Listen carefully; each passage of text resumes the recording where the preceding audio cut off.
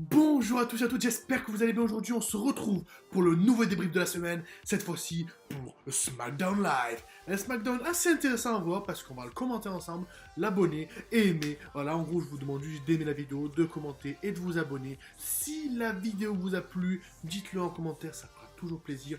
On est seulement à 2 semaines. Même pas une semaine et demie d'Elimination Chamber. Et je vous assure que déjà, il y a un match extrêmement intéressant que j'aimerais voir en particulier. Et vous, quel match vous voulez voir? Quel match êtes-vous pressé de voir pour WrestleMania, Fastlane et Elimination Chamber? Il reste que le trio avant le grand stage of them all.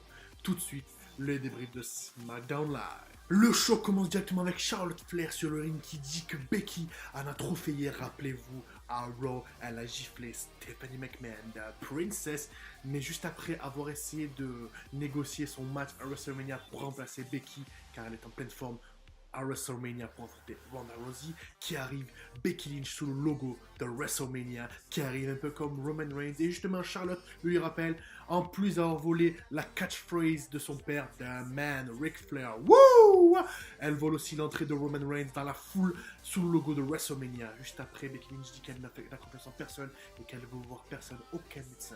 Et juste après, The Commissioner of the WWE, Triple H arrive et dit à Becky qu'elle est suspendue depuis Raw, puisque oui, elle a été suspendue à Raw, et elle lui demande d'aller voir un médecin si elle veut vraiment affronter WrestleMania, mais il se dit que peut-être qu'elle a pas envie de voir les médecins pour pas qu'elle se fasse dérouiller par Ronda Rousey. Et là, Becky Lynch voit rouge, elle pète les plombs et gifle Triple H. Et il se regarde très proche, mais elle commence à sourire pour finalement repartir par la foule. De retour après l'applause, on retrouve ce match annoncé la semaine dernière entre The Club, Luke Gallows et Karl Anderson contre Shinsuke Nakamura et Rusev accompagné de Lana. En fin de match, Lana commence à hurler contre Nakamura pour qu'il se relève plus vite pour aller chercher le tag. Nakamura bloque le Magic Killer de Gallows et sort du ring et profite pour sonner Nakamura avec un running kick. Rusev enchaîne avec son super kick sur Anderson. Le match K et compte jusqu'à 3. L'arbitre 1, 2, 3. L'équipe Shinsuke Nakamura gagne avec Rusev. Juste après, on retrouve Mustafa Ali. Il dit que personne ne s'attendait à le voir jusqu'ici survivre face à Randy Orton ou même à Elimination Chamber. Ses attentes ne sont pas vraies. Qu'est-ce qu'il arrive s'il survit à Randy Orton ce soir et s'il devient champion de la WWE? Mustafa Ali qui chaque semaine impressionne de par ses matchs, de par son push, de par ses gimmicks, de par ses catchphrases. Il est vraiment complet, extraordinaire, un bon cruiserweight, voire même un bon champion de la WWE, champion des États-Unis. Donc voilà, juste après, on voit ce match entre Mustafa Ali et Randy Orton. En fin de match, Ali monte sur le coin pour son 450 splash finisher, mais Orton le tire à le bas et fait un RKO, les 3 lettres les plus dévastatrices du sport divertissement. 1, 2, 3, Randy Orton gagne ce match. Voilà pour cette première partie de SmackDown Live. Ce qui est fort, ce que Daniel Bryan a accompli depuis ces dernières semaines est extrêmement extraordinaire parce que en plus d'être le heel du moment, le heel le plus heel du moment et de se mettre la foule à dos alors qu'il y avait des problématiques assez importantes, maintenant la foule chante yes. Il a réussi à devenir heel et garder le yes movement en plus.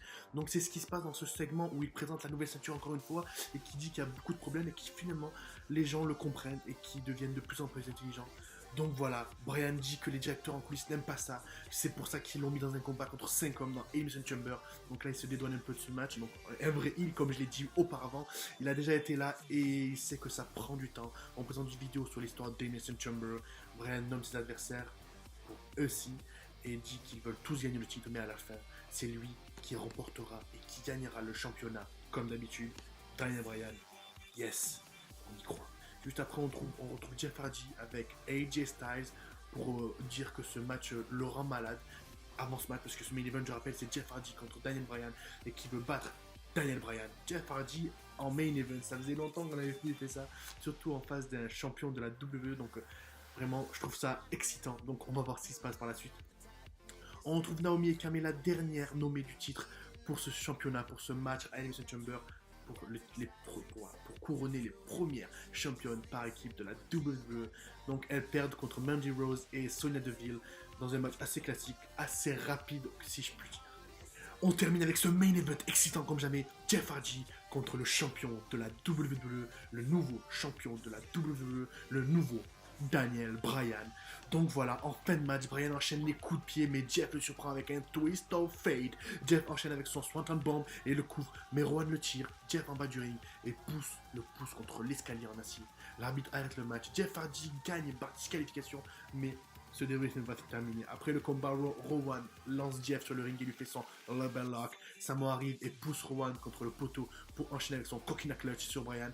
Randy Orton arrive, Joe et Orton échangent des coups. Mustafa Ali se lance sur Orton, mais Rowan le pousse contre la table de commentateur. AJ Styles arrive et porte un coup de pied à Orton, un coup de genou à Joe et son springboard punch à Hardy pour tous les faire sonner. En coulisses, Daniel Bryan dit qu'il a combattu pour lui-même, qu'il est le meilleur, etc., etc. On retrouve AJ Styles qui célèbre la fin du show de SmackDown Live. Voilà, j'espère que ce débrief vous aura plu. Moi, j'ai trouvé ce SmackDown un peu moins lassant au début et excitant, explosif à la fin. On est à seulement 9 jours de ce match extraordinaire ce dimanche 17 février 2019 et le Elimination Chamber. J'espère que ce débrief vous aura plu et que la suite vous plaira. Bientôt, la suite. Merci pour avoir suivi ce débrief de SmackDown Live. On se retrouve en fin de semaine pour une vidéo des 10 meilleurs catcheurs de janvier 2019. Et cette nouvelle année ne fait que commencer. Merci. Peace.